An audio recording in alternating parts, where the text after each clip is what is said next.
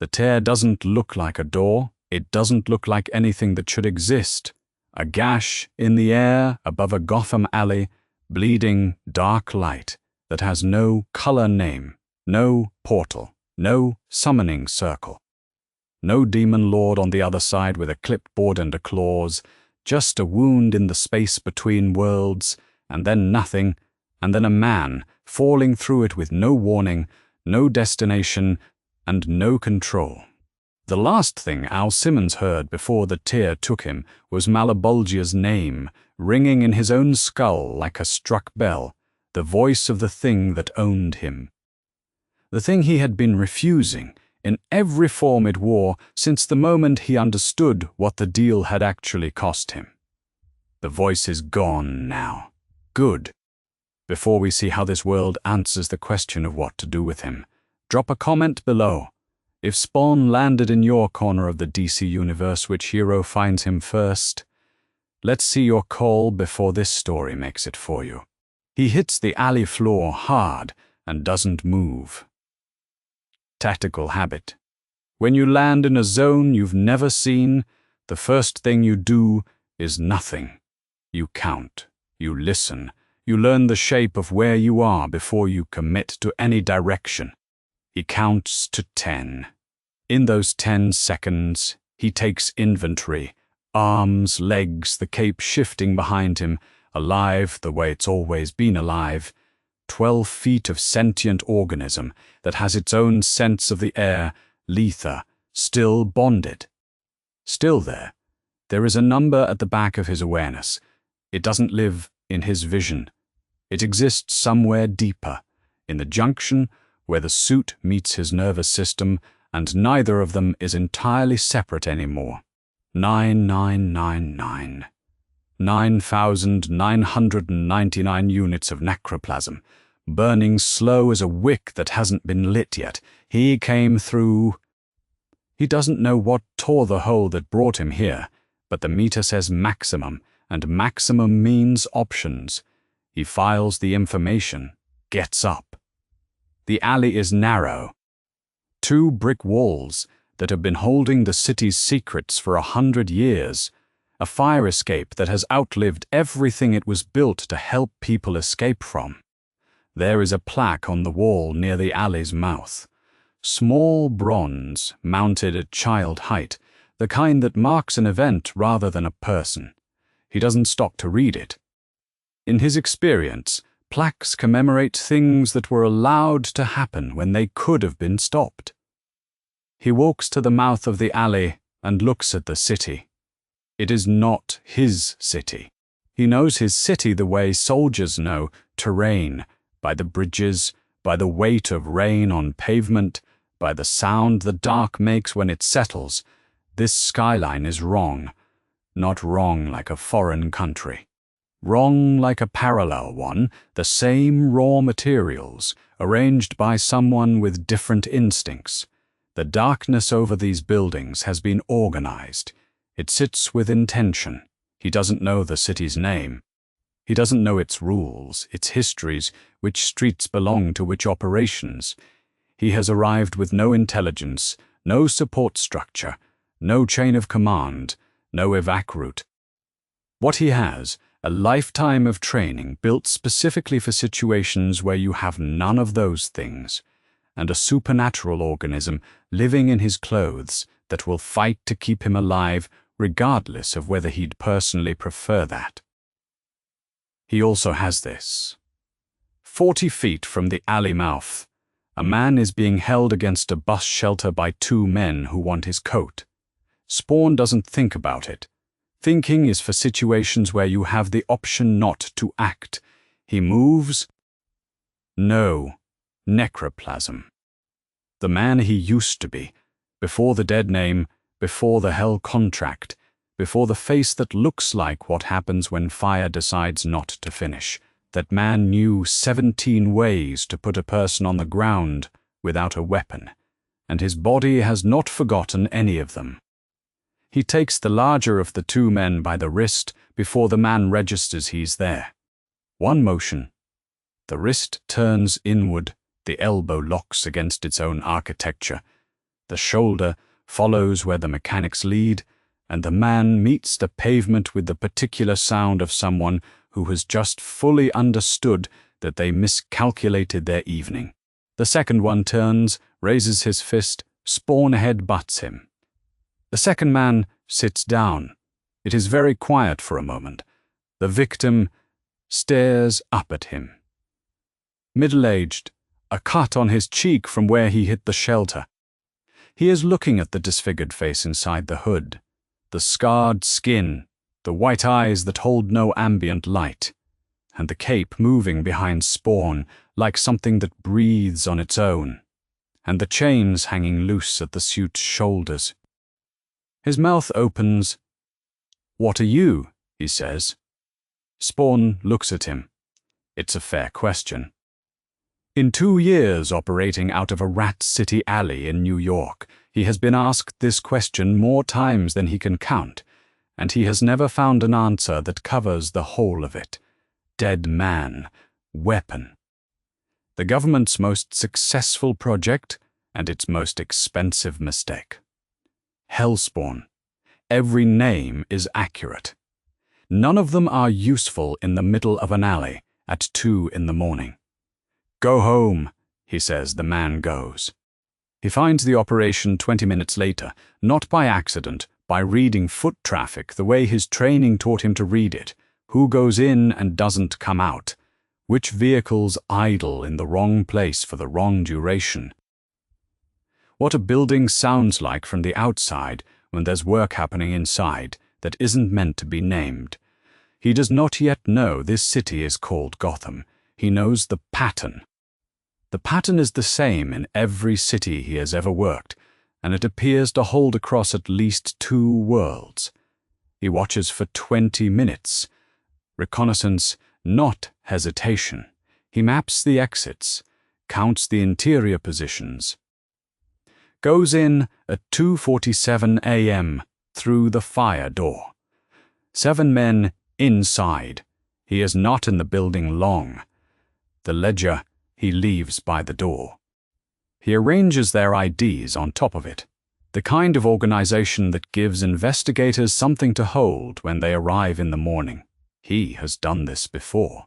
The courts rarely move fast enough to matter to the people who needed someone to move fast, but they need a place to start, and he can give them that much.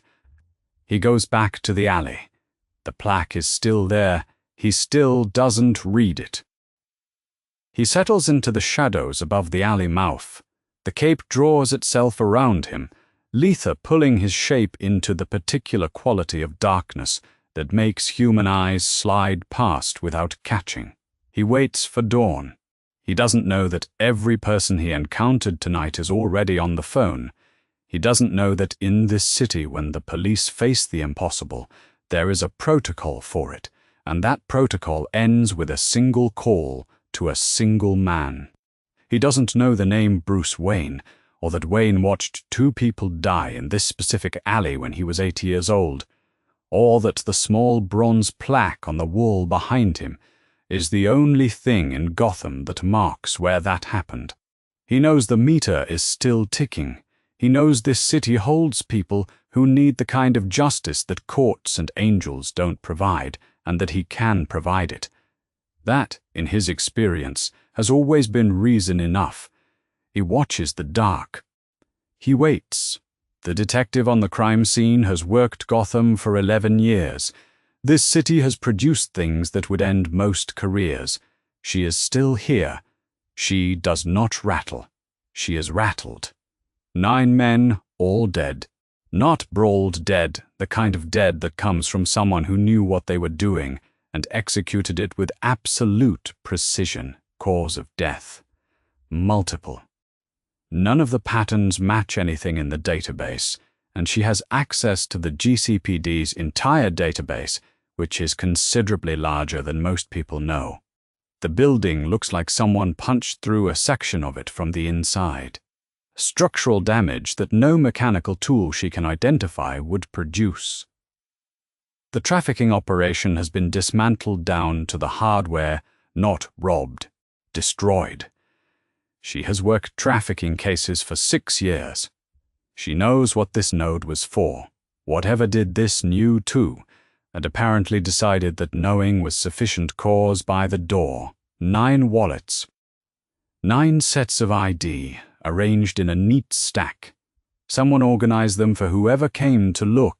She calls it in to the one person in Gotham the GCPD calls when the evidence stops making sense. Batman has the surveillance footage by 6 in the morning. 8 cameras in the surrounding blocks. 7 of them captured something they weren't designed to capture. Not a clean image, not anything usable in a lineup. Something large, dark, with a cape that moved wrong. Not wrong like fabric caught in wind. Wrong like a separate organism with its own sense of direction, its own decisions about where to go. The footage in the frames around it degraded in ways that electromagnetic interference doesn't fully account for. He runs the degradation signature through 4 analytical frameworks. 4 non-answers. He knows what the degradation means. He has a word for it that he uses reluctantly, because accepting the word means accepting a category of problem that none of his contingency plans fully address. Supernatural. He also knows what the execution methodology means. He has spent 20 years mapping every form of lethal force developed in every military tradition on Earth. The kills inside that building match patterns from 3 separate special operations training programs with modifications that suggest the person synthesized their own approach over time. This was not a weapon. This was a soldier who became one. He contacts 3 people who keep files in categories that don't have clean names. None of them recognize the description. He has never seen those 2 things in the same file. He builds a file. It has almost nothing in it. The second night it moves again. Spawn doesn't use the door. The crime boss's penthouse is on the 37th floor. The window is sealed. The security system is current, not GCPD grade better. The kind a man commissions when he has specific enemies with specific resources and needs them to understand he is prepared.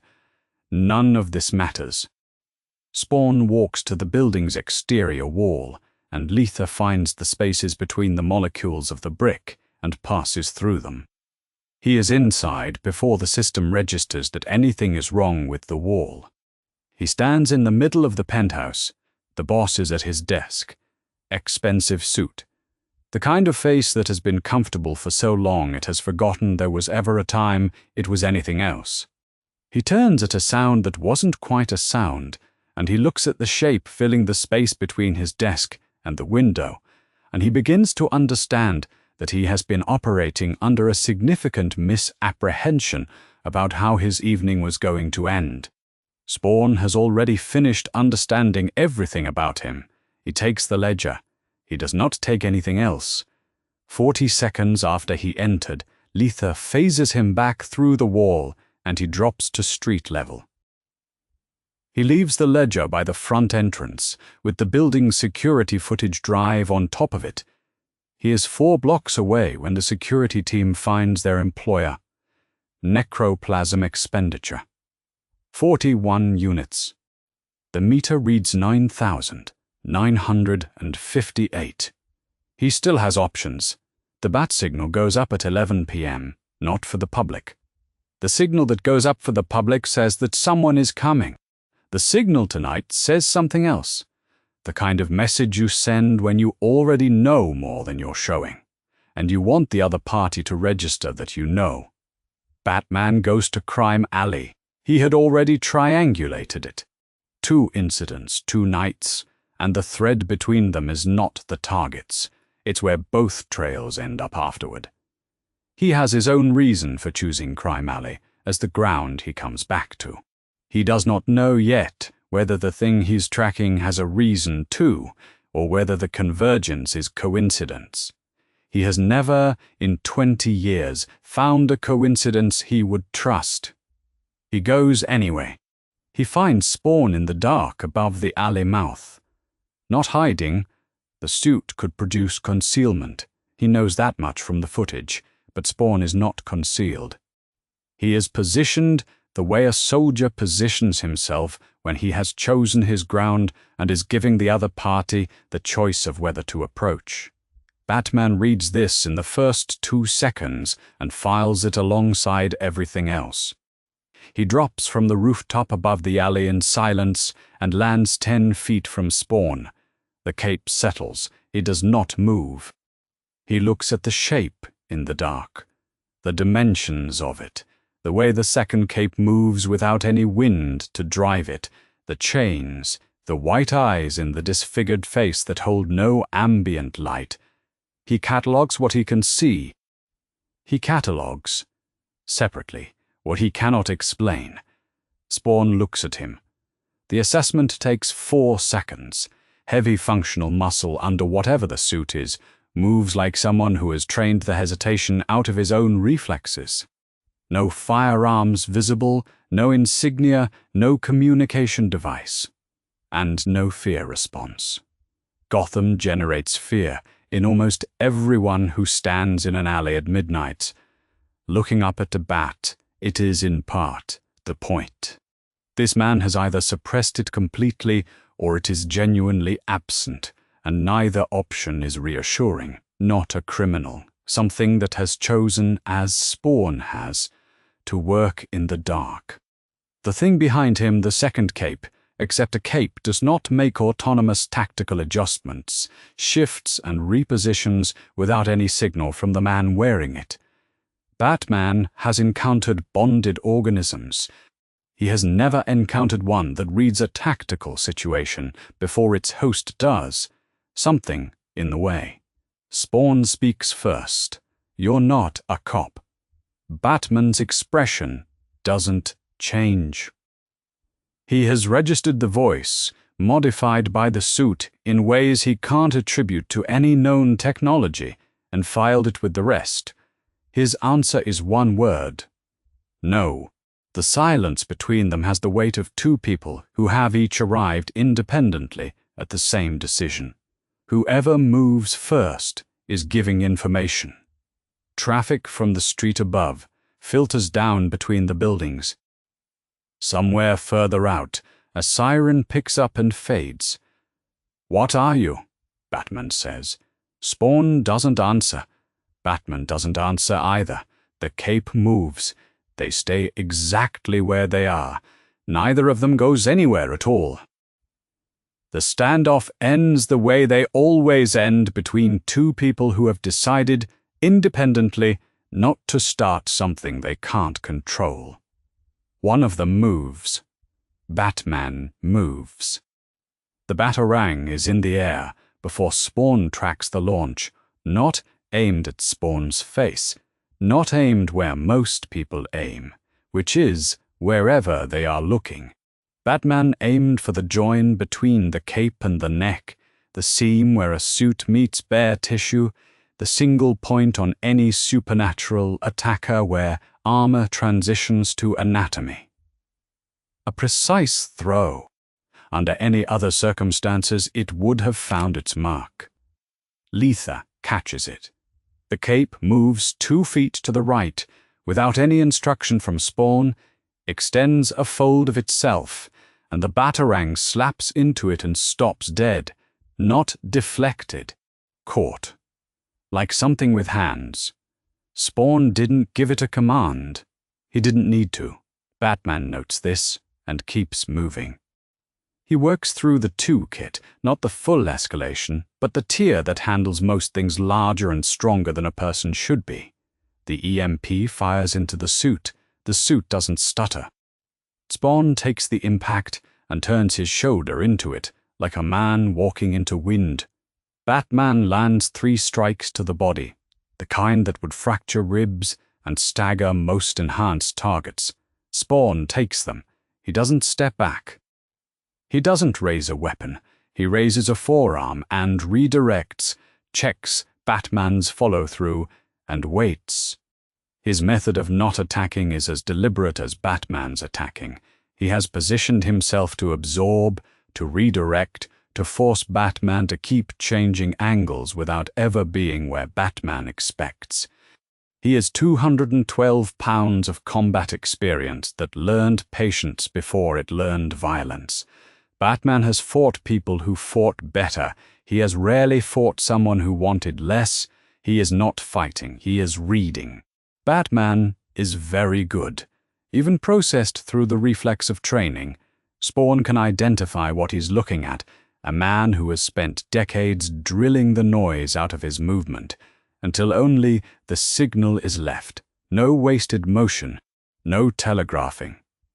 Batman attacks the way he moves in the dark, like someone who has decided at a fundamental level that the world will need to arrange itself around his intent.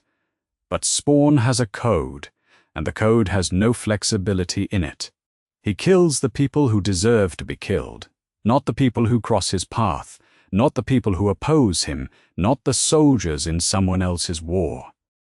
Batman is armed and capable and willing to keep going, and he is not guilty of anything Spawn can name. Spawn's dead list is very long. Batman is not on it. He has also read Batman correctly, enough to know that crossing that line would not end this. Whatever the man used tonight is not his full toolkit. Spawn has been in enough engagements to recognize the difference between someone fighting at capacity and someone calibrating. Batman is holding back too. Two people, each with more available, each choosing not to use it. Spawn doesn't step back. The suit absorbs the punishment and Letha closes the damage behind it, not because Spawn directs the healing, but because the suit has been fighting alongside him for years and has opinions about wounds. A gash opens across the back of Spawn's left hand from a batarang edge. It seals before Batman can press it. The skin doesn't scar, the suit doesn't show the mark. Batman sees this and recalibrates. The new read, forming in real time, not armor. The suit is a living system doing active damage control. That means repair has a cost. Probably resource, probably time. He has never fought a symbiotic organism in the field, but the theory applies. Overwhelm the repair rate with simultaneous damage from multiple vectors. He reaches for the micro-EMP, designed for organic adjacent technology, neural implants, bioelectric augmentation, anything that uses the body's electrical system as a substrate. He fires it directly into the cape's mass. No electronics, no substrate defined. Batman files the result without showing it on his face and reaches for the grapple. The grapple fires at Spawn's center of mass. Batman intends to pull him off, balance, break ground contact, create the window that losing your footing opens. It works on almost everything that has feet. Spawn lets it hit. The grapple line goes taut. The motor kicks, and a chain comes off the suit without wind-up or preparation, uncoiling from the shoulder in a single flat arc. It wraps the grapple wire 3 times in the time it takes Batman to register that it's moving, and then the chain pulls. Not back, forward. Batman is yanked into the alley space before his weight can counter the angle. He deploys the cape for drag, catches a handhold on the fire escape, arrests the motion. He ends up 10 inches from Spawn's face. Eye level, Spawn looks at him. "You're not who I came for," he says. Batman looks back. His expression is the one trained to give nothing away while taking everything in. "Neither am I," he says. The chain is still looped around the grapple wire. Letha is still holding both. Neither of them moves. Then Batman is on the rooftop and gone, and the alley is empty, except for the plaque on the wall and the dark, and Spawn is back in the shadows watching the space where Batman was. The meter, 9,890. 109 units spent in a fight he chose not to finish. The code works in both directions. Batman's rule keeps him from using force that would actually stop Spawn, and Spawn's rule keeps Batman alive. He waits. The Batcave runs the analysis for 6 hours. Magic-based entity. Not demonic by any DC catalog definition, the energy signature matches no known infernal source. Origin, non-terrestrial, or extra-dimensional, or both. Operating methodology, selectively violent. The killings are targeted, the pattern is consistent. Guilty parties, specific operations, no collateral, no database match, no known precedent. Batman sits with the results for 2 more hours. He checks every alternative interpretation. He checks his own reasoning for confirmation bias, the tendency to read a pattern as legitimate because it resembles something familiar. He has never, in 20 years, arrived at a conclusion that read, "This entity is not a villain, but is not under control, and I cannot be certain it will stay the first while it remains the second he has now." He pulls up the Justice League secure channel. He composes the message 3 times, what he sends. Something arrived in Gotham. It is not a villain by any standard we normally apply. But I cannot contain it alone, and I cannot guarantee it stays that way. He attaches the footage. He attaches the analysis. He attaches the file with almost nothing in it. At the Watchtower, a notification arrives on a screen where Superman is already working. He opens the footage. He watches it. He watches it again. He watches it a 3rd time, and when he is finished, he sits for a long moment, looking at the still frame of the shape in the alley, the chains, the cape that moves wrong, the white eyes and the burned face, and he thinks about what it means that Batman sent this message at all. Superman can remember each time Batman has asked the League for help. He does not need to count them to know that this message, "I cannot contain it alone," belongs in a different category from the rest. "I'm on my way," he says. The Watchtower footage runs at normal speed, then at half. Superman watches both passes without speaking. Batman watches him watch it. "They're protecting people," Superman says.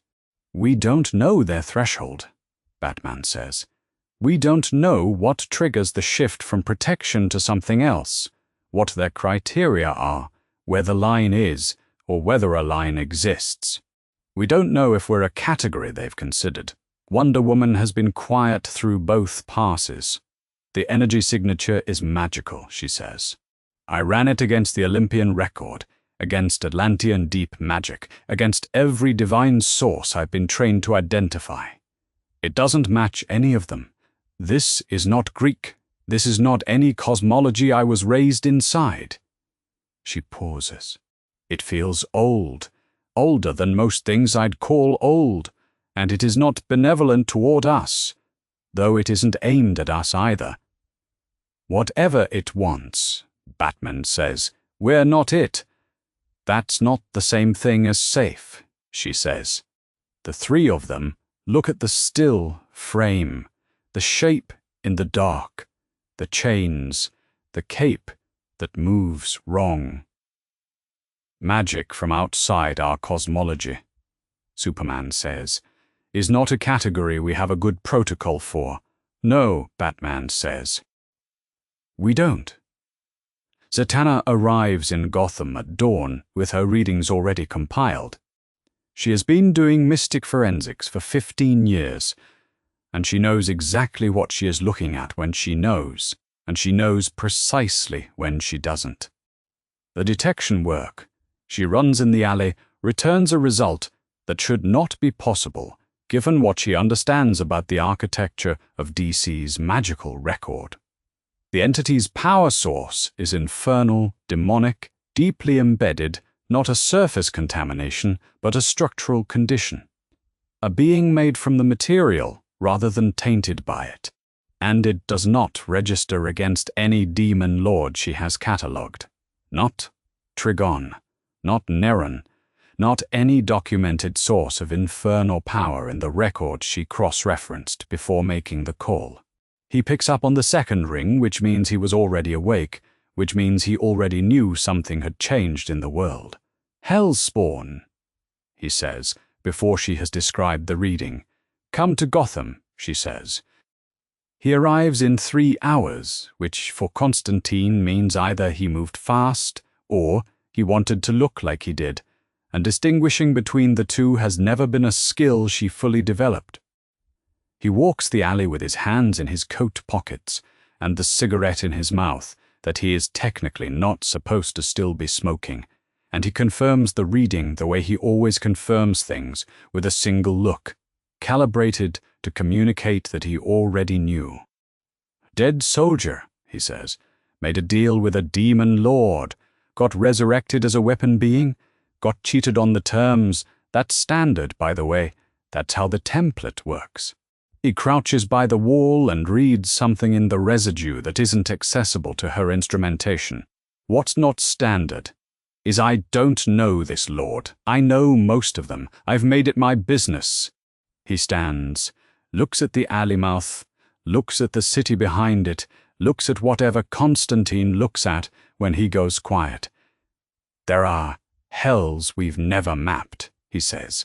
This one has teeth.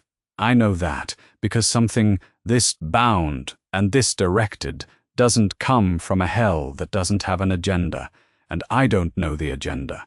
He takes a drag. That's the part that should worry you. Jason Blood does not get many visitors at his London flat, and the ones he gets rarely bring good news. Constantine is neither good news nor a visitor Blood particularly tolerates.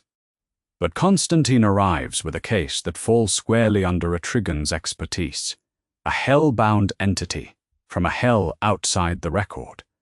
And Blood has spent centuries learning that refusing a Trigon, a problem worth solving, is a reliable way to produce a worse problem on a shorter timeline. He opens the door. The transfer takes a moment. Blood speaks the verse that has been his since Merlin bound him at the fall of Camelot, the words he cannot remove, the passenger he cannot evict, and Etrigan steps forward. Etrigan looks at Constantine with the expression he always wears around Constantine, which communicates, without the register of rhyme, that the demon's professional assessment of Constantine's soul has not improved since their last meeting. They bring the spiritual residue to Gotham, to the alley. Etrigan crouches in the space where Spawn sat, and he is still for longer than he is usually still. He presses one hand to the ground, where the residue is heaviest, and reads what is there in the way his kind reads, through sensation rather than language. When he speaks, it is in the caste register that marks his rank in Hell's hierarchy, the rhyme that is not poetry and not affectation, but the badge of a specific tier. Not born of any lord, I know this soul was sold to someone below the records here. A different throne. He came here wrong and came alone. He stands. He does not elaborate. He looks at Constantine, and Constantine looks back, and the full meaning passes between them without needing to be translated. Constantine translates for Zatanna anyway. Whatever Spawn is bound to, the binding doesn't trace back to anything in DC's record, no mapped jurisdiction.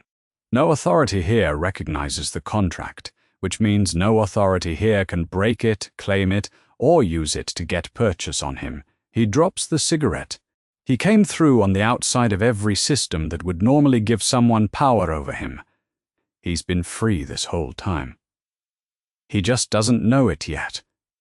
Zatanna says, "Does he seem like someone who'd want to know?" Constantine considers this for longer than he usually considers anything. Yes, he says, and no. Raven feels it from a distance. She has spent her life learning to read.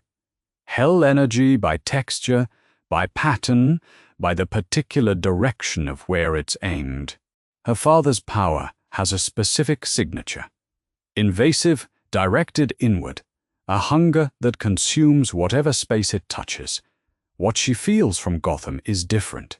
The source material is the same, infernal, old, cold at the root, but the direction is entirely wrong.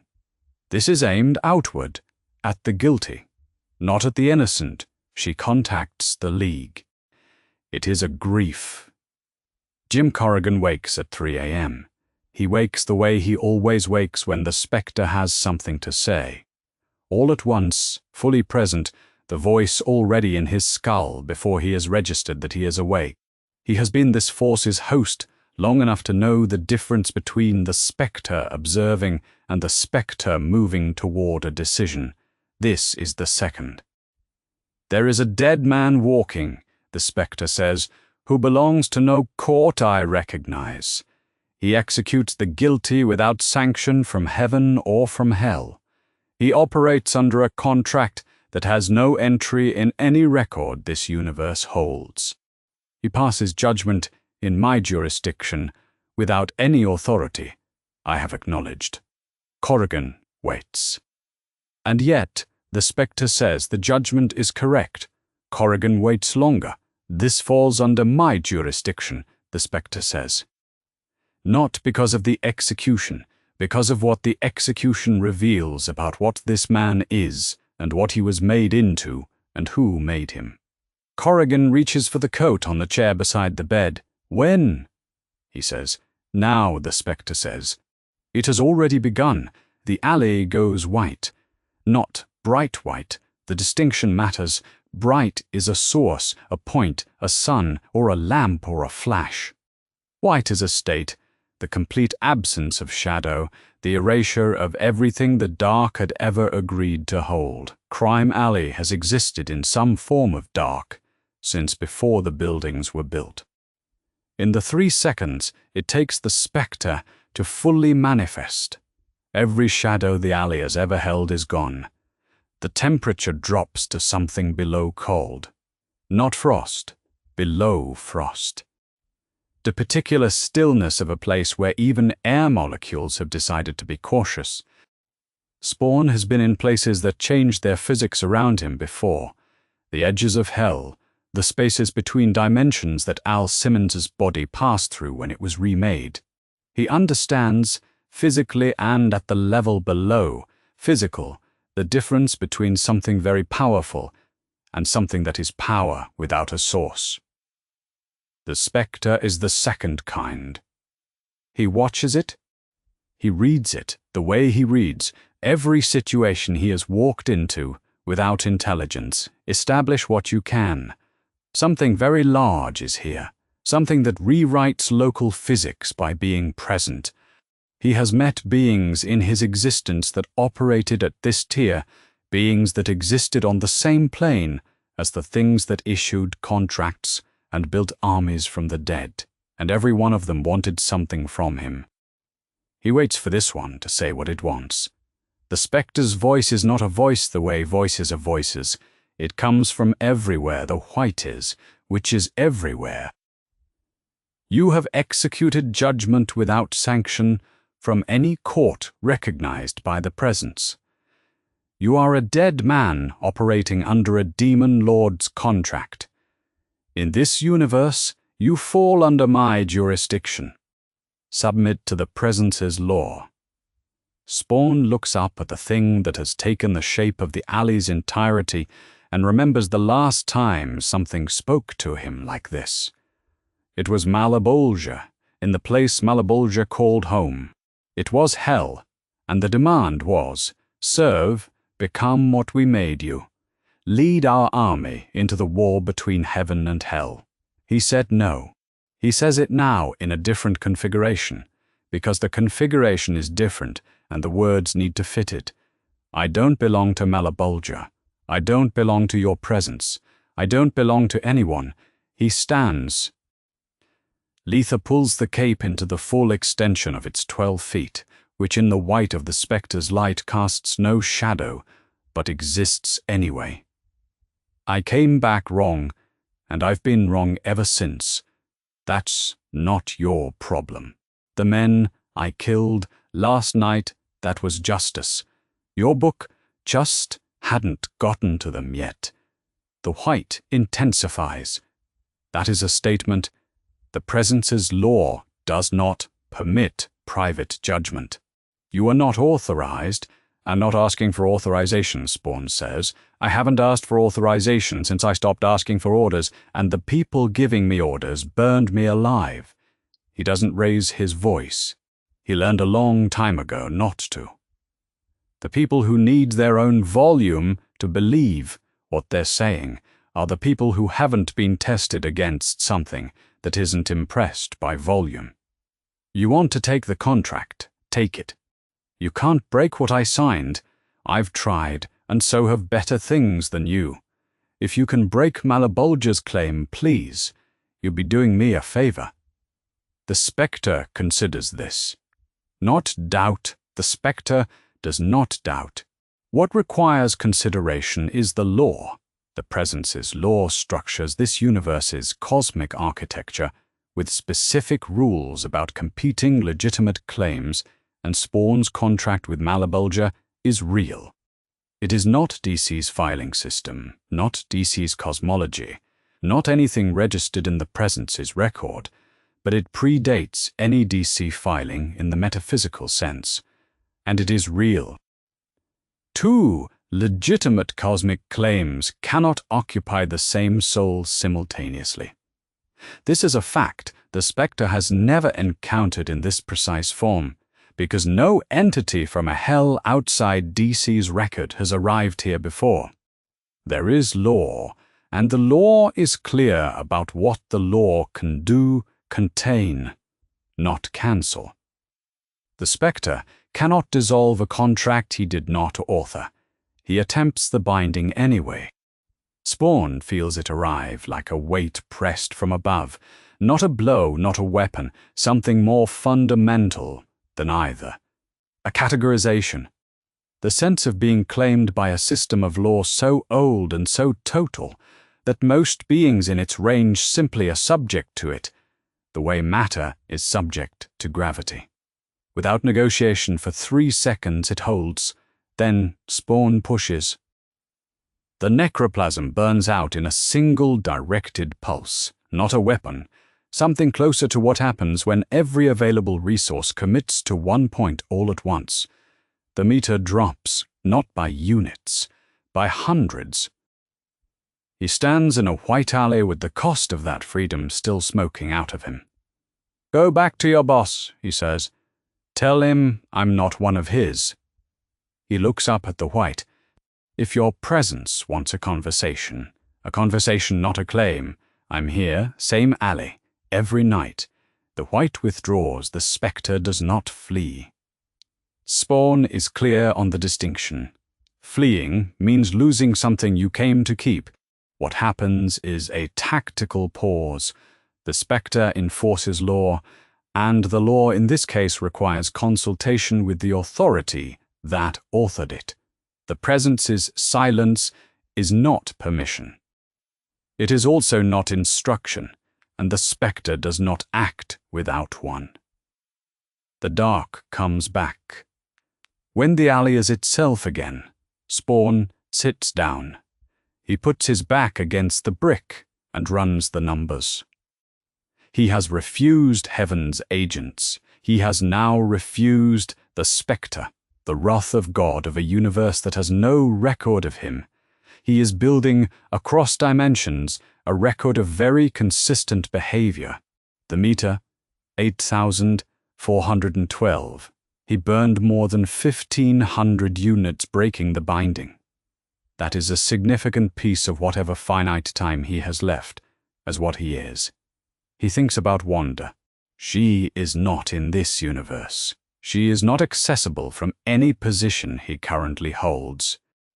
But he has been thinking about her since the first night, since he landed in a Gotham alley and looked at a plaque he didn't read and felt the weight of what this place is, under the city, under the history, a place where someone's loss became a lifetime's war on everything that creates loss. He knows that feeling. He has been running that war. The necroplasm is finite. He has known this since the beginning. He has known that every fight, every burst, every chain pulls the balance forward toward zero. What he does here will cost what he has left. He knew that when he chose to stay. The difference between what he is and what he was is not what people assume. They assume the difference is the face, the suit, the chains, the name they gave him in hell. The face changed, the name changed, the war is the same war.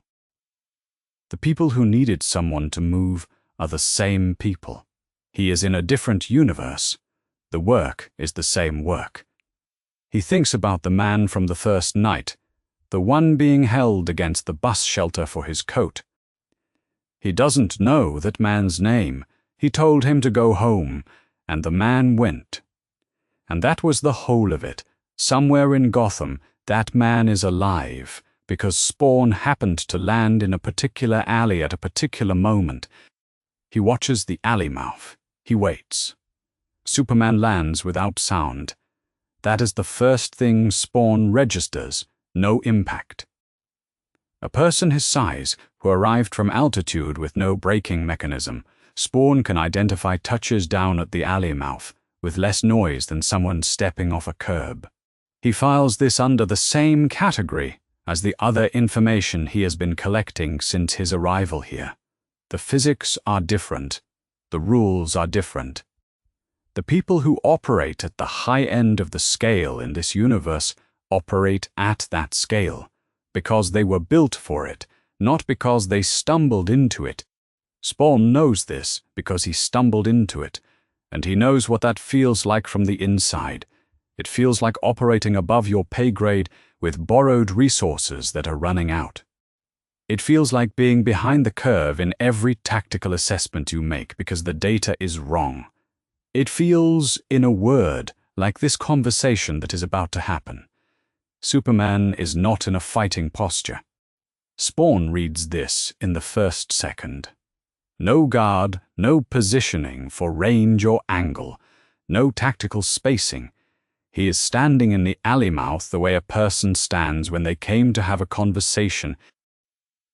The symbol on his chest catches the morning light. He looks at Spawn across the alley and says nothing first, which is also information. Batman showed me the footage. Superman says you're protecting people. That matters to me. I also saw what you did to the men in the penthouse. They were guilty, Spawn says. Superman meets this without flinching. That's not how it works here. Spawn looks at him. Here. Right, he lets the word sit for a moment. Where does his system send them? Prison. For how long? And then what? Superman has no clean answer. He knows this about himself, and he does not pretend otherwise. That refusal to perform a certainty he doesn't have is one of the things that makes him what he is. He knows the answer is supposed to be prison works, rehabilitation works, the system is imperfect, but it moves toward better, and the alternative is a worse thing than the imperfection. He also knows about the Joker. He has always known. He knows the Joker will kill again, and Batman will not end it, and neither will he. And they have all made their peace with this, because the line is not a convenience, it is a definition. The moment you cross it is the moment you become a different kind of problem. The line is what separates us from what we fight. He says. Spawn is quiet for a long moment. When he speaks, his voice is the same voice it always is, level, precise, with the particular quality of someone who has been burned, literally, by every system of authority he has ever served, and came back from the burning with a code of his own. I crossed that line for a government that burned me alive, he says. I crossed it for a demon lord who tricked me into hell. I am done crossing lines for other people's systems. The line I hold is mine. He doesn't move. The cape shifts behind him. Who did the man in the penthouse answer to? Who answered for the people he sold? Superman doesn't answer that one either. The honest answer is nobody. not consistently, not in the way the question means. And Spawn knows the honest answer, which is why he asked it the way he asked it, not as an accusation, as a fact. Spawn has been in Gotham for 5 days. Long enough to read a city. Long enough to do the kind of research a man does when he needs to understand a new theater of operations. He found the Joker's file on the 3rd day, the public record, the court records, the newspaper archives, and the pattern they form when laid end to end. He read it the way he reads everything, with the part of his brain that spent years making targeting decisions. There is a man in this city, he says, who has killed hundreds of people, methodically, repeatedly, with full knowledge of the system you operate in, he pauses. Your system has failed to stop him so many times that the failure is no longer a malfunction. It is the design. Superman waits. You know, Batman won't end it. You won't end it. Why? It is not an accusation. This is the thing about Spawn that Superman registers in this moment and will carry out of this alley. The question is genuine. He actually wants to know. He is asking Superman, a man who could physically end it in a second and has chosen not to every single time, to explain why in terms that make sense to someone whose entire existence was built on the premise that the people who should have protected others failed them and paid no price for it. Superman has been asked this question before, in various forms, by people who wanted him to confirm what they already believed. He has never been asked it by someone who has no investment in the answer being what they hoped. He doesn't lie. He doesn't simplify. Because the moment I decide I'm qualified to make that call, he says, I'm a different kind of threat. And then someone has to stop me. Spawn looks at him for a long moment. That's the best answer I've gotten, he says. It's not enough, but it's honest. He does not say whether he will go after the Joker. He doesn't say he won't.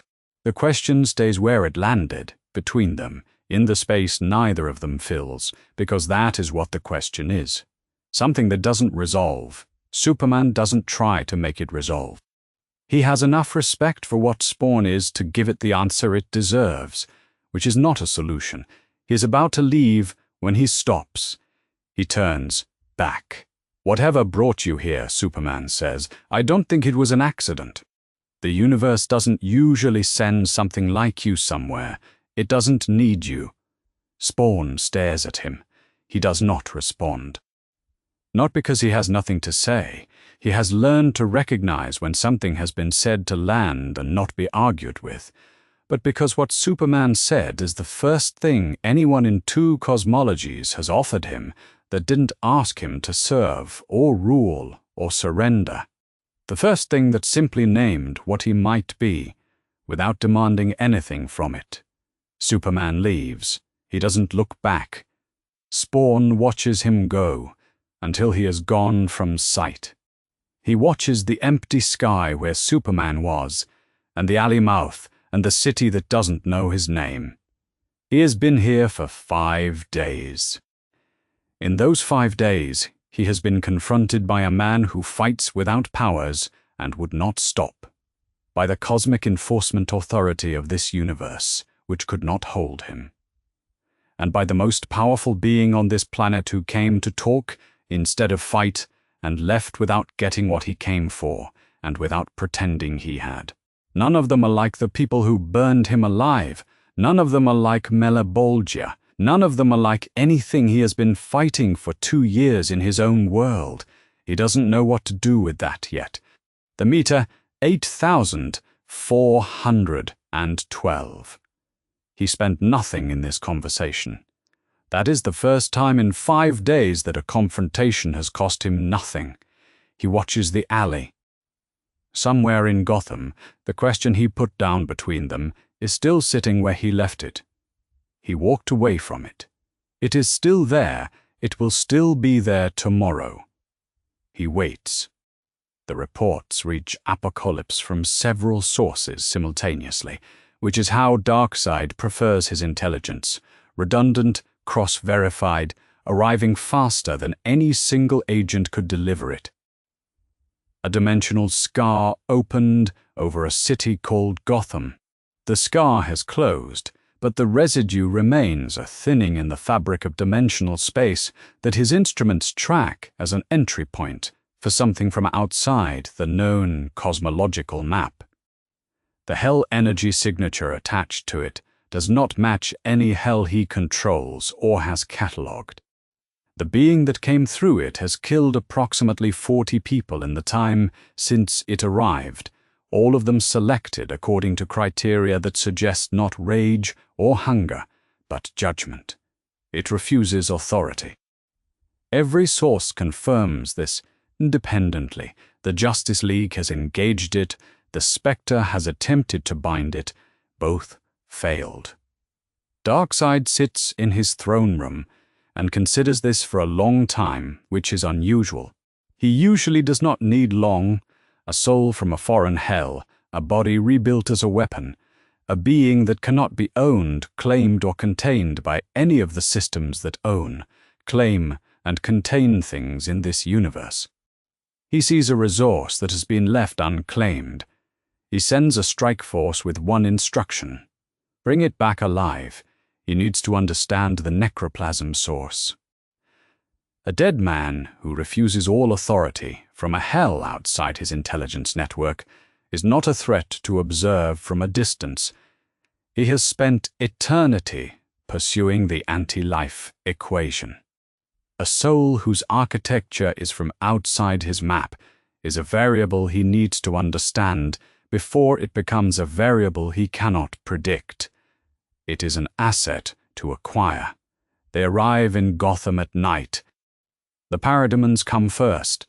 30, 40, a number designed to overwhelm by volume rather than precision. The field commander carries Darkseid's orders with the specific weight those orders always carry alive, which in apocalyptian operational language means nothing else matters, except that they are not subtle about the descent. The approach burns through 3 city blocks of Gotham's upper district before Spawn registers the source of the sound and the light. He is on a rooftop 3 blocks from Crime Alley when the first formation comes through the smoke.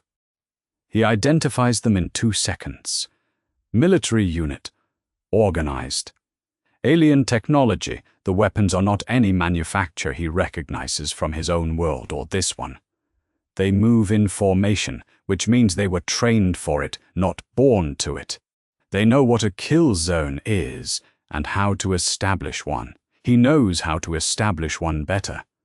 The chains come off the suit before the parademons have fully committed to their descent. Letha reads the situation the way she always reads it, as a threat environment with specific geometry. And the geometry here is 40 soldiers approaching in a cone formation toward a single target. Spawn provides the tactical decision. He moves toward them instead of away, which is the last thing 40 soldiers configured for capture expect. Their weapons are set for stun rather than kill. Spawn's code does not apply here. He has read them in the first 5 seconds as soldiers under orders rather than guilty parties. But their operational status is hostile.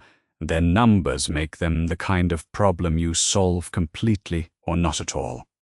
There is a version of Spawn that would have used maximum force from the start, blanketed the rooftop with necroplasm, ended it in 3 seconds, burned the meter down by 1,000 units. He has been that version. He is not that version anymore. 2 years of operating in Rat City taught him that necroplasm is time, and time spent faster than necessary is time you don't have when the situation actually requires it.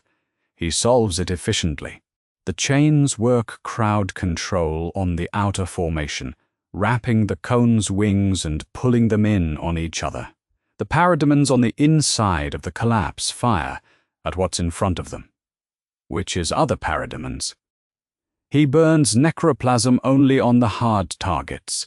The armored units that the chains don't finish, the ones that keep moving when a normal amount of force has been applied. The suit absorbs what gets through. Lether closes what the suit doesn't. From the air it looks like someone put a predator into a school of fish. The field commander is the last one standing, by margin and by function. They stayed back, command position protected, and watched the unit they arrived with be dismantled in 45 seconds. They are standing in the wreckage looking at Spawn across 15 feet of Gotham rooftop. Spawn closes the distance. "Who sent you?" he says. He has the commander by the throat before the next second. They hold quiet for 2 seconds, which is more discipline than most people Spawn has had by the throat. Then they say the one word they have, Darkseid. Spawn doesn't know the name. He files it. He lets the commander go. He drops the commander at a GCPD precinct 2 miles from the fight zone, unconscious, unharmed, carrying the unit's insignia intact. The insignia is not anything the GCPD will recognize. Someone in the network will. He leaves it because leaving evidence is the work, and the work is the same, whether the evidence points at human crime or alien command structures. Batman's surveillance network captured everything. In the Batcave, 3 hours later, the footage runs twice. Batman, Superman, and Wonder Woman watch it in silence the first time. The second time, Batman pauses it at specific frames. The moment the chains deploy, the crowd control sequence with the outer formation, the necroplasm burst that takes out the armored units, the segment where the field commander is the only one standing, and Spawn closes 15 feet between them without breaking stride. "He fought them like a soldier," Superman says. "He fought them like a soldier who has spent years learning when to use what he has and when not to." Batman says, "Moderate necroplasm expenditure, 0 civilian casualties. Survivor delivered to law enforcement with the unit's insignia intact." He pauses. He knows the value of evidence. He knows how to control a theater. "They'll survive," Wonder Woman says, before anyone asks whether the parademons are recoverable for questioning. She has seen what Spawn does to guilty parties. The field commander is not guilty by his apparent standard. They are a soldier. Under orders, she noted this 2 days ago from the Crime Alley footage. Whatever Spawn is, his threshold is specific. He also noted the crowd control methodology. The chains that wrapped the outer parademon formation restrained rather than killed. That was a decision. Whatever Spawn is, he made it. He knew what the symbol meant, Superman says, the insignia of apocalypse. Spawn didn't recognize the name Darkseid, but he knew the insignia was a flag, and flags belong to armies, and armies have commanders. He read it correctly and delivered it to the people who could do something with it. He knew it was apocalypse, Batman says. He doesn't know what that means for Earth yet. Wonder Woman looks at the paused frame on the screen. The shape in the Gotham rooftop smoke. The chains. "You will," she says. "The night Darkseid decides to stop sending soldiers is the night." Spawn understands what apocalypse is. Not the name, the concept. The first strike force was a test of physical capacity. The second is not a strike force at all. It is a transmission. It comes through the dimensional space the way the Spectre came through the White, as a change in the environment, rather than an arrival of a person, and targeted with a precision that tells Spawn immediately that whoever sent it knows exactly where he is, exactly what frequency his soul signature runs at, and exactly what kind of tool is required to dismantle a being who has already survived everything else. He is standing in Crime Alley when it hits. The best description Spawn has for what the anti-life equation feels like is this: it does not hurt. Pain is still an argument. Pain says there is a better state, no pain, and implies the possibility of reaching it. This is something else. This is mathematics. It is the specific, quiet, irrefutable demonstration that every reason he has ever had to do anything was a story he told himself. That choice is a chemical process with a predetermined output. That every refusal he has ever made was not defiance, but the inevitable result of prior causes. And only matter in motion, calling itself a person. It is not an attack, it is a proof. The equation is not appealing to the part of him that might give up. It is demonstrating to the part of him that calculates outcomes that giving up was always the only logically consistent choice, that every refusal he has ever made, every dead trafficker, every chain, every night in this alley, was a delay in an inevitable outcome, not a choice at all. And, for a dead man who has already lost everything, the career, the country, the wife, the face, the name, the cosmology he was born into, the proof has weight. He feels it getting in. Not through the suit, not through lether, not through any physical vulnerability. It is threading through the contract underneath him, the thing Malebolgia burned into his soul before the deal was even fully a deal, the mark that has been his leash and his anchor simultaneously. The equation is not trying to claim his body. It is trying to reach his binding.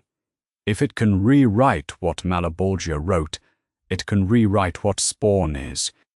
If it can replace Malebolgia's name in the contract with Darkseid's, the body with the necroplasm and the chains and the cape and the willingness to refuse becomes Darkseid's property. Not because Spawn is spending anything. Because the equation is eating the contract from the inside, then the equation hits a wall. The wall is not anything Spawn does. The wall is what Constantine named in an alley with a dropped cigarette. Whatever Spawn is bound to, the binding predates DC's cosmology. The anti-life equation is the most powerful conceptual weapon in this universe, and it works by overwriting free will at the architectural level, the level of DC's cosmic metaphysics, the structure that everything in this universe is built on. Spawn's architecture is from a different hell. His soul is filed in a ledger that does not exist in this universe's record. The equation is trying to format a drive that runs a fast-imph it has never encountered. It gets partway in. It cannot finish. Spawn feels this as a kind of opening. Not relief, not safety, but the specific sensation of a grip that has not fully closed. He has 1 second where he understands what is happening before the full weight of the equation presses on that opening and tries to force it wider. There is a version of this moment where a being with a soul, fully filed in DC's cosmology, accepts the proof. Where the mathematics land and the weight of them is too total to resist, because the architecture underneath the will simply doesn't hold against this instrument. Spawn does not have DC's architecture. He does not think. He does not plan. He commits. The necroplasm burns. Not a burst, not a tactical expenditure, a total commitment of resource to a single proposition, the way a person drowning commits every muscle to the surface. The meter drops by hundreds. He is not reasoning. He is screaming at the mathematics with the only argument he has ever had and the only one that has ever worked. I have refused every master I have ever had. The equation presses. I refused Malebolgia. It presses harder. I refused heaven. I refused the men who burned me. The binding underneath him is cracking at the edges. Malebolgia's mark, which has been the chain that has held him since the resurrection, is also the anchor the equation cannot fully seize, because Malebolgia's hell is outside DC's filing system, and the equation cannot properly grip what it cannot properly locate. I refuse this. The meter goes past the floor that classic Spawn operates at, past 9,999 units, and into the territory underneath. Reserves that have been building since his arrival, residual energy accumulating in a being who has spent weeks in a world that runs on hope. That generates hope as a byproduct of its insistence that the future can be better than the present. He is burning at a different level now. Not classic Spawn at the top of his register. Something deeper, something that puts him in the same tier as what he is fighting. The equation feels this and reports it to its source. The fragment retreats, not defeated, withdrawn. Spawn knows the difference from the inside. Defeat means the thing cannot come back. Withdrawal means it has enough of what it came for and no longer needs the fight. Darkseid has been watching through the transmission. He has learned what he needed. The anomaly in the binding is real, the equation cannot finish through the architectural mismatch alone, and the energy level the Hellspawn reached at the moment of maximum resistance is in the correct tier for what comes next. The fragment was a test. The full deployment will not be in the Batcave. Batman watches the energy spike on his instruments and does not fully understand what he is looking at. He understands it well enough. Whatever just happened in Crime Alley, the Hellspawn is now burning at a level his calibration tables place in the same tier as Darkseid's physical form. The reading holds for 4 minutes and then stabilizes lower. 4 minutes is long enough to be certain. He pulls up the League's secure channel. "We move now," he says. He does not explain the message. The instruments are attached to the channel. Superman and Wonder Woman can see the same spike. If they need an explanation, they are not paying attention in Crime Alley. Spawn sits against the brick. He does not know what just tried to reach him. He knows it failed. He knows the cost was higher than the Spectre and the Parademon Strikeforce combined, and that the cost was worth it, because the alternative to paying it is belonging to something again. The meter reads something lower than he would prefer to think about. He has refused every master he has ever had. He is still here. He watches the alley mouth. He waits. The assault is coordinated.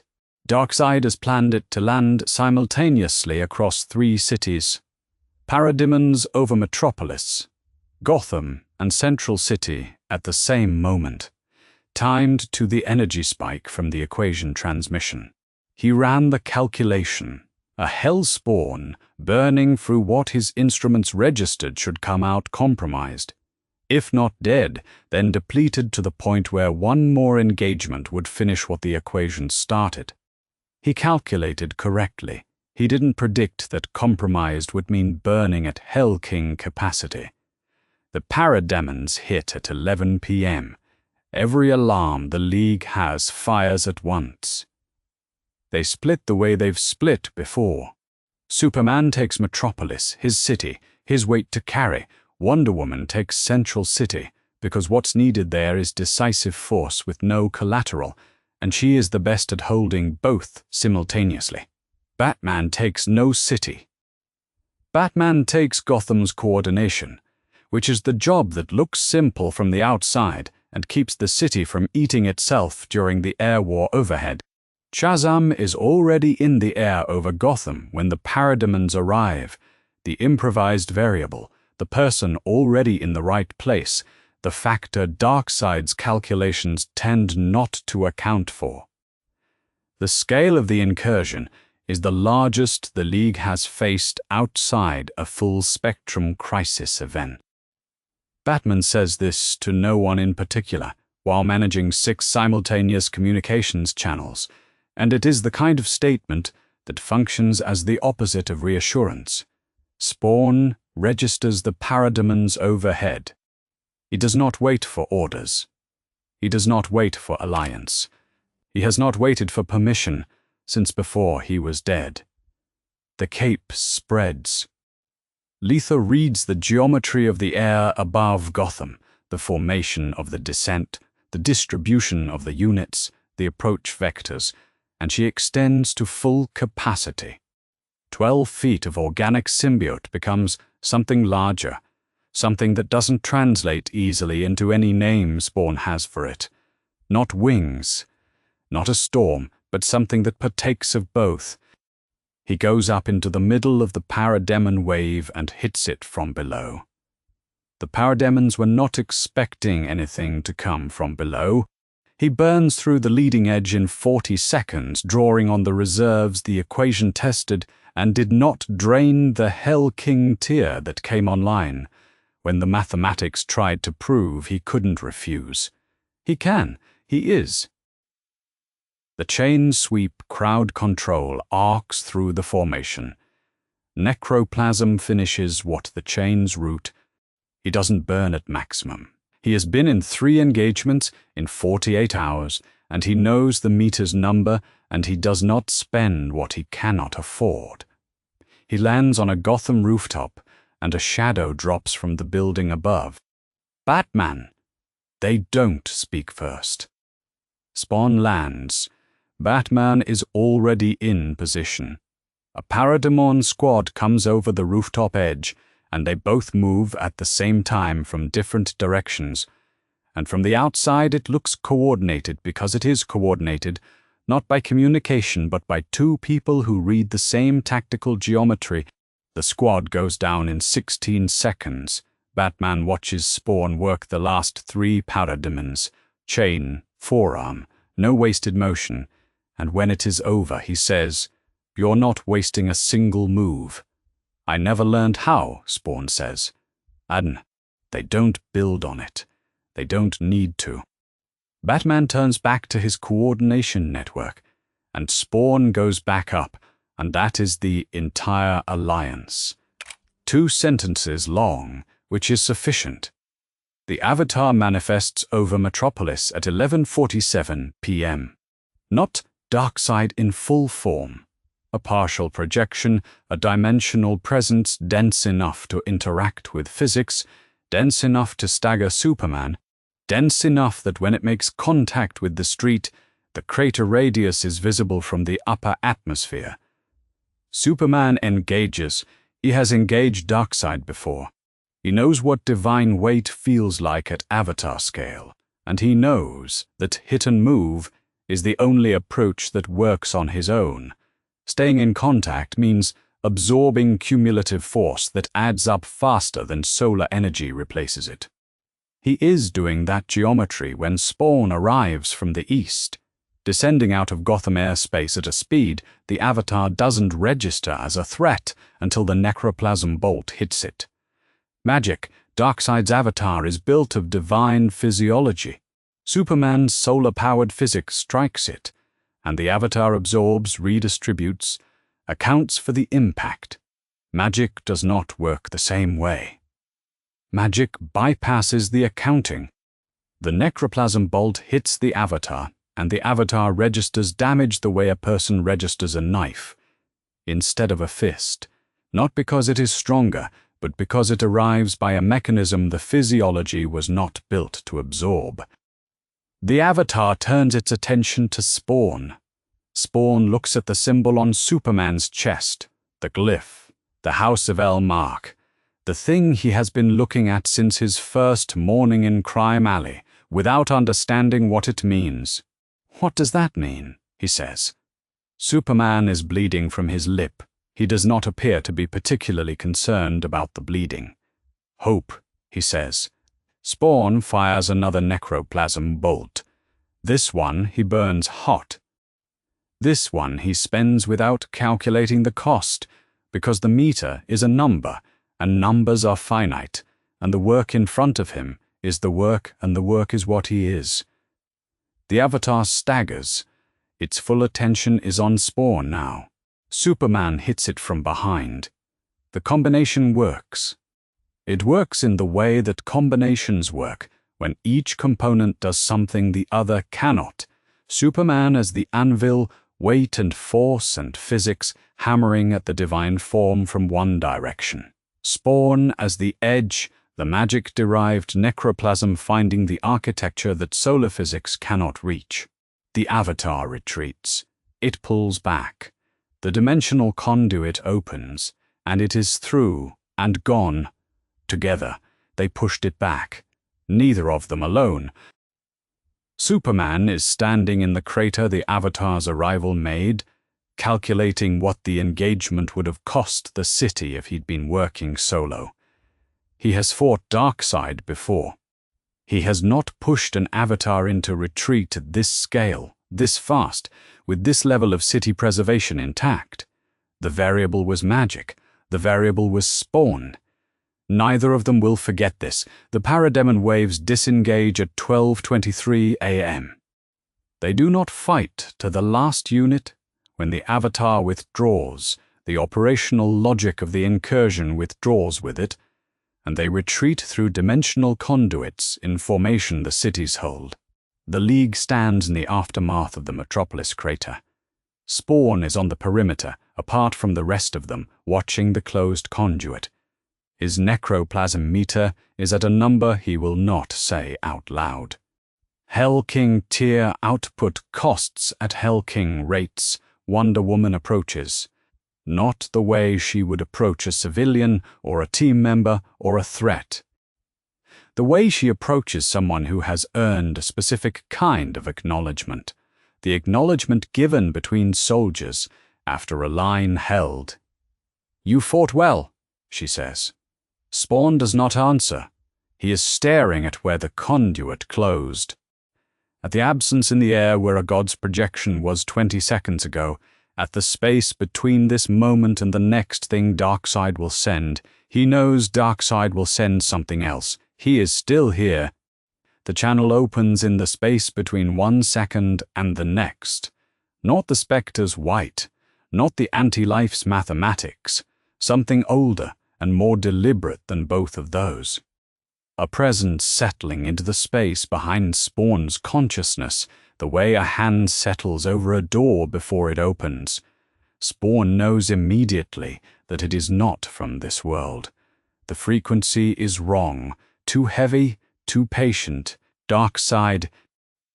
He doesn't announce himself. He doesn't need to. Spawn has felt this weight before, not Darkseid specifically, but the specific gravity of a being that has existed long enough to move through power, the way water moves through terrain, along the path of least resistance, without effort, with absolute certainty that everything it touches will eventually comply. Al Simmons, Darkseid says, the name lands differently than it has landed in some time. Not a mistake, not a provocation, a key inserted into a specific lock. I know what you lost. I know what was done to you. I know the name of the woman you would have burned down the world to keep. And I know she exists in another dimension, unreachable by any mechanism this universe's cosmology provides. A pause that is not a human pause. Not uncertainty, calculation. I can reach her. I can cross the dimensional boundaries you cannot. Return her to you. Give you back the one person you would have died to keep. The presence, in his mind, does not rush the silence that follows. Even the gravity of this universe's darkest architect understands the weight of what he is offering. In exchange, serve me. Outside in Metropolis, the League's instruments register the change. Batman is the first to see it. The necroplasm signature has shifted from the stabilized reading he has been watching since the Avatar's retreat into something else. Not an expenditure, a fluctuation, as though the current underneath the meter is being tested from below. Spawn is standing in the rubble of the impact zone, motionless. He has not moved in 90 seconds. Something is happening, Batman says. Superman is looking at the same readings. He does not say what he suspects. He has been in enough of his own impossible moments to recognize the shape of someone being offered something they cannot easily refuse. Wonder Woman does not look at the instruments. She is looking at Spawn, through the scope of the perimeter camera, the stillness of the cape, the exact quality of his posture, which is the posture of someone bearing a weight that arrived from inside rather than outside. She has seen this before, in herself and in others. She does not interrupt it. Al Simmons has had this moment before. It did not look like this. It was not a dimensional channel opened by a god from a world that runs on suffering. It was a burning building, and the shape of a demon lord made of darkness, and the single word, serve. It was a handler in a government facility saying the words that translated to, you can be more than what you are, and what you have to give in return is only what you would have given anyway. The language changes, the architecture changes.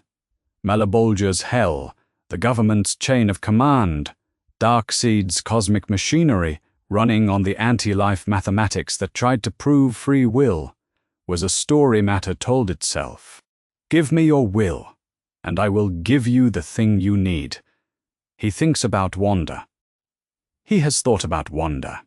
In every city he has defended, every alley he has patrolled, every night he has spent with his back against brick, while the weight of what he gave up presses on him the way it pressed on him in the first weeks after the resurrection. The grief does not soften. He has not wanted it to soften. Grief is the proof that the thing mattered. The moment it becomes manageable is the moment it starts to lie. He knows what Darkseid is doing. Darkseid has access to dimensional transit. The offer might be real, realer than Malebolgia's version, realer than Heaven's version, realer than anything else he has been offered, because Darkseid has the actual infrastructure to deliver. The question is not whether Darkseid could bring Wanda back. The question is what he would make of her when he did. A version of Wanda handed back by Darkseid. He holds this image long enough to understand it completely. Holds it until he can see, with the clarity that comes from being dead, and then not dead, and then running on borrowed time, in a borrowed universe with a borrowed name, exactly what that would mean. Hers on the outside. Darkseid's in the architecture. And he would know it every time he looked at her. And he would not be able to stop looking, because grief does not care what it knows. That is how the offer works. That is the point. The grief becomes the leash. Every master he has ever served offered him something he needed. The government offered purpose and a target list. Malebolgia offered power and a promise that was a lie before he was done burning. They all meant the same thing. Give me your will, and I will make the thing you cannot stop wanting into the thing that keeps you in line. He has one thing left that nothing in 2 universes has taken. He held it when Malebolgia's army surrounded him. He held it when the spectre pressed down with the full weight of this universe's cosmic law. He held it when the anti-life equation found the seam in his contract and pulled. He is still holding it. He will not give Darkseid that. The last person who made me that offer, Spawn says, is why I'm here. The channel is still open. He lets it be open. He wants Darkseid to hear the next part clearly, through whatever dimensional medium a god uses to listen. I killed his army. He fires the necroplasm blast down the channel, not because it will physically reach the source, not because it will damage a being of Darkseid's class through a mental connection, but because the rejection needs to be complete. The kind of no that does not invite follow-up. The kind that closes a door and does not leave a gap underneath it. The necroplasm burns down the line, and he means every unit of the cost. I'll kill yours.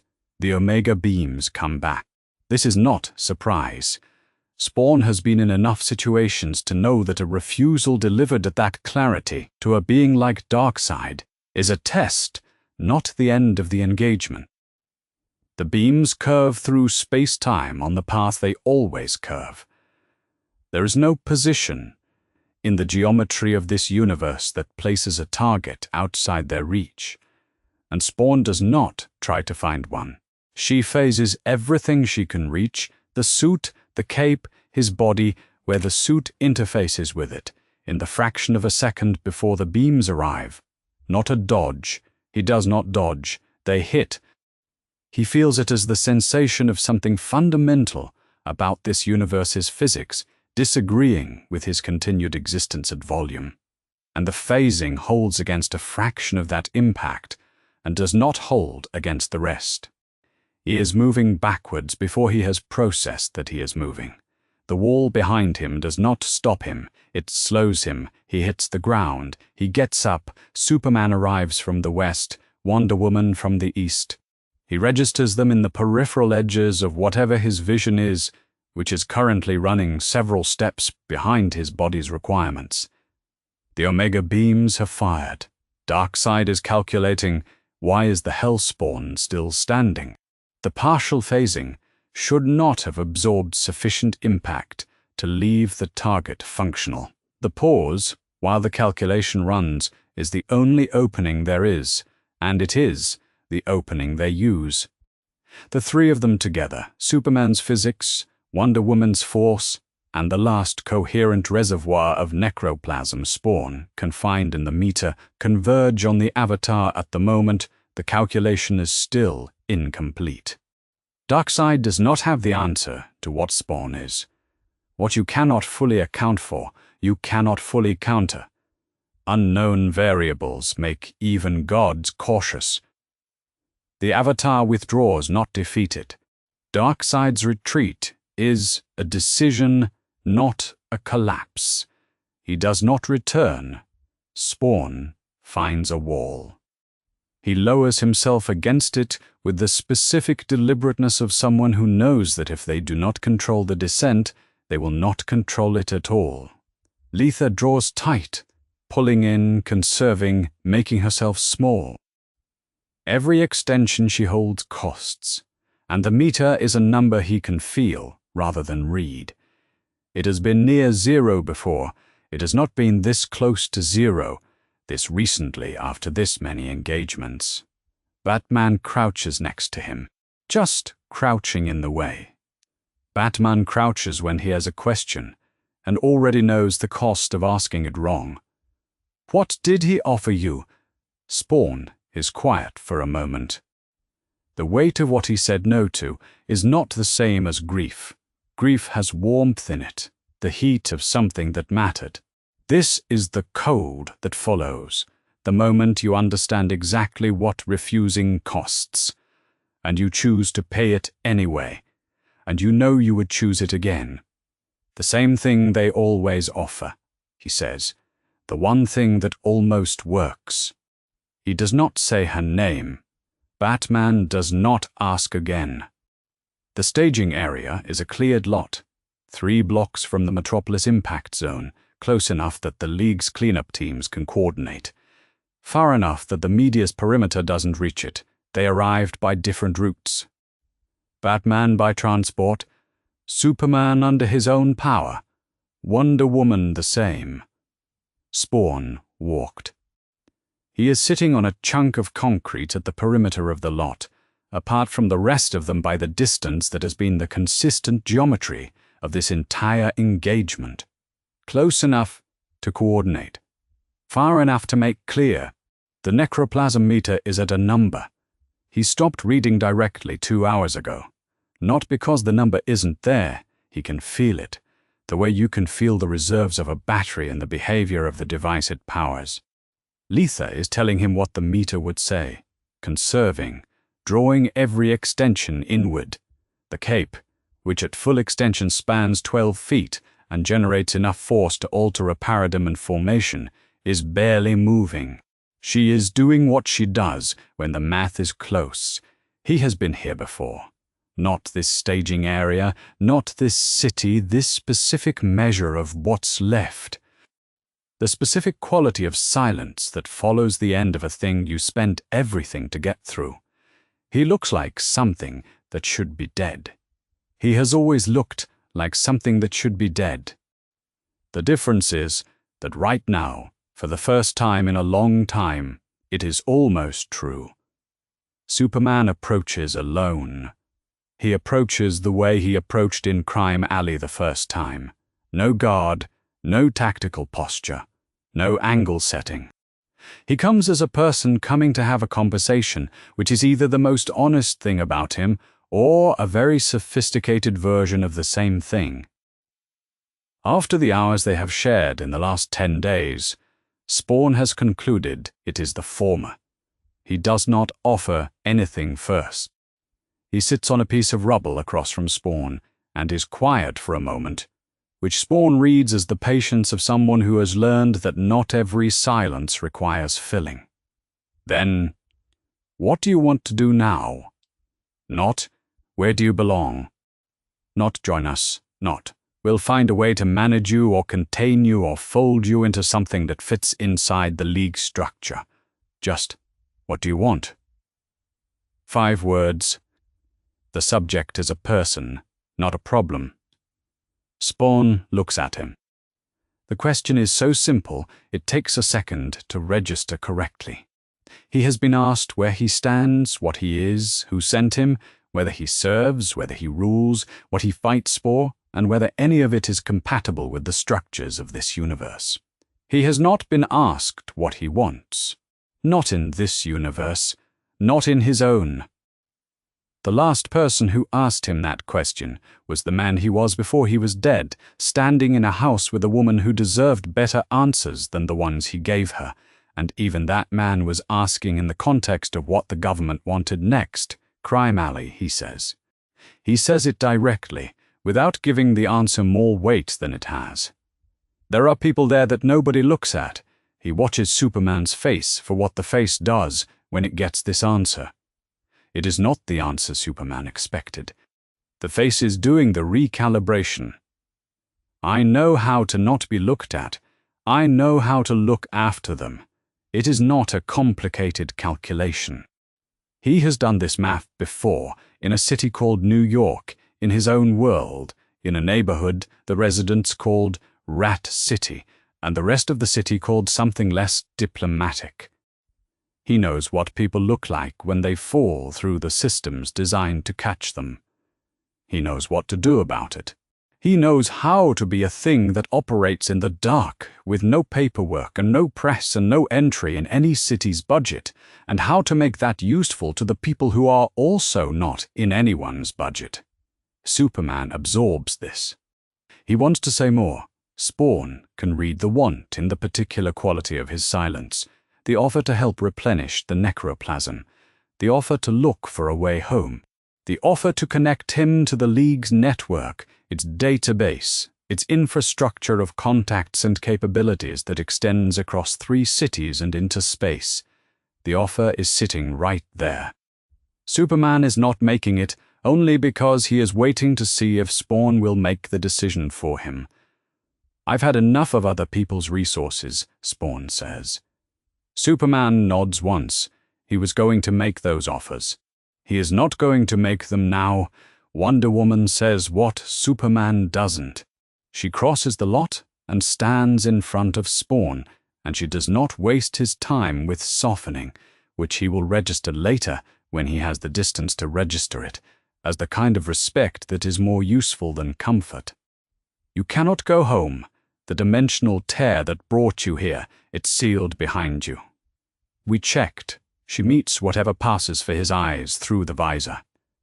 We looked for 3 days. Spawn is quiet. He already knew. He has been holding the probability since his first week in Gotham. The calculation he didn't run explicitly, because running it explicitly would have made it true in a way that couldn't be unrun. The tear that put him here did not feel like a door. It felt like a break, the kind that closes when you're through it, the kind that doesn't stay open in case you change your mind. Wanda is in a universe he can no longer reach. She was already in a life he couldn't return to. Terry Fitzgerald, the life they built in the years Al Simmons was away, and then dead, the years the government's accounting put him in a column marked closed. He understood that part. He burned away in Botswana, and what came back out of the fire wasn't someone who could walk back into that house and sit at that table. He has known this since the beginning. He came back wrong, and he has been wrong ever since, and the life was already gone before the tear ever opened. Now the universe is gone too. He sits with this. He doesn't perform the weight of it. The witness already happened, in the years between the resurrection and now. This is just the confirmation, the third and final door, in a sequence that started with a burning building in Africa and ran through a demon's contract and ended here, in a lot in Metropolis, with Wonder Woman being honest with him. "Thank you for checking," he says. It is the most he has said to her across everything. Batman finds him in Crime Alley that night. Not with the team, not with a speech prepared. He comes alone, in the dark, in the way Batman moves when he is not there to fight anything, which is a different way than any of his other ways. Quieter and more careful, as though the absence of a target makes him more deliberate rather than less. He doesn't say much. He stands near the ledge for a moment, reads the alley the way he reads every space, exits, distances, angles, and then he sets something on the brick. Small, a device, flat, matte black. The kind of thing you wouldn't notice if you weren't looking for it. "One channel," he says, "in case you need backup." He turns to leave Spawn without looking at him. "I won't use it." Batman stops. He doesn't turn around. "I know," he says. He leaves anyway. His footsteps cross the alley to the mouth and do not come back. Spawn looks at the device on the ledge for a long time. He does not pick it up. He does not throw it away. The Gotham night carries the city's sound 2 blocks in every direction. A siren moving north, the elevated train taking a curve, something closer that might be a fight, or might be someone hitting a dumpster lid. He has been here long enough that the sounds have started to sort themselves, what needs him, what doesn't, what is the city simply being itself. The device sits on the brick. He does not touch it. He goes up. He doesn't spend necroplasm on it. He climbs, hands and feet, and Letha's micro-adjustments, the organic suit, finding what to grip, the same way it has always found what to grip. He reaches a rooftop and looks down at Crime Alley. The people below don't know he's there. They don't know the shape on the ledge is anything other than shadow and Gotham architecture, doing what Gotham architecture does at 2 a.m. He is not a difficult thing to not see. When not seeing is what people have spent their lives practicing. The cape moves in the wind. A small movement, Letha conserving. The extension, minimal, just enough to mean something alive rather than something dead. It moves the way something breathes when it is resting. He is not a hero by any definition this universe uses. He is not a villain by his own. He is a dead man who chose where to stand for the first time, without a demon's contract in his skull, without a government's orders, without a cosmic enforcer pressing down from above, or a god offering him back the thing that almost made him fold. He chose this alley, these people. He chose them the way you choose things when you have stopped waiting for permission. He watches. The meter is low. He is still here. 3 days after the battle, Gotham is quieter than it should be. Not quiet in the way cities go quiet after disasters. Not the particular electric stillness that follows violence that hasn't been resolved. Quieter than that. The kind of quiet that settles in when the thing that was generating the noise is simply gone. And the city hasn't yet decided what to fill the space with. 2 bodies were found in an alley 2 blocks from Crime Alley. Both had outstanding warrants, one for crimes against children, one for the same. Nobody found them for 6 hours, because Crime Alley has a way of keeping what ends up in it until it decides to let go. By the time the GCPD arrived, the cause of death was unclear, and the identity of the thing that caused it was only unclear to anyone who hadn't been paying attention for the last 3 weeks. Nobody is surprised anymore. Jim Corrigan comes walking, not the white, not the cosmic form that erased every shadow in Crime Alley and dropped the temperature to below frost and rewrote local physics by the fact of its presence. Not the voice that came from everywhere simultaneously. Just a man in a coat, moving through Gotham at night, looking like someone who has walked through worse nights than this one in significantly worse company. He finds Spawn on a ledge above the alley, and he sits down next to him without asking permission. He doesn't look at the city. He looks at the space in front of him the way people look at things they have been carrying for a long time, not with attention to the thing itself, but with the quality of presence that comes from not putting it down. "I went to higher authority," he says. The presence reviewed the record. Spawn is watching the alley below. He does not move. And Corrigan takes a moment. Not because he is uncertain about the ruling. He is carrying a specific thing, and the weight of it is in the delivery, not the content. He has delivered judgments for longer than the city below them has existed in any form. He knows the kind that land quietly and the kind that land hard, and this one is a different category from either. Malebolgia's contract on Al Simmons, he says, is voided. Spawn does not move. Not broken, not cancelled. Voided. Corrigan's voice carries the particular flatness of language that has cosmic weight behind it. The specific register of an agent of divine law, reading from something already decided at a level above both of them. A contract written in a hell the presence did not make cannot bind a soul the presence made. The jurisdiction was never valid. Malebolgia's claim on Al Simmons was not a legitimate claim under the law of this universe. A pause. By the presence's record, Al Simmons is a free soul. Spawn stares at him for a long time. He does not cheer, he does not weep. He has not wept since the resurrection, and he is not going to start now. In Gotham, 3 days after a battle that cost him most of what was left in the meter, over a piece of information that is landing in him the way confirmation lands, not as new knowledge, but as the name for something he already held without being able to call it by a name. "I was already free," he says. "I refused the contract." "I have been refusing it." Corrigan nods. "I know." He doesn't leave it there. The presence said the ruling was retroactive. He meets whatever passes for Spawn's gaze. "It has always been void. You were always free. You just had to refuse long enough for anyone to notice." Spawn is quiet for a long time after that. The alley below carries its ordinary sounds. Somewhere in Gotham, a light is on in a window. Someone asleep in a bed who will wake up tomorrow without knowing that the thing on the rooftop refused a demon lord's army and a god's mathematics and an offer of the one thing it wanted most in 2 universes. They are safe in their bed partly because of that refusal. They will never know. He looks at Corrigan. "The contract's still in me," he says. "Whatever Malebolgia wrote, it's still written."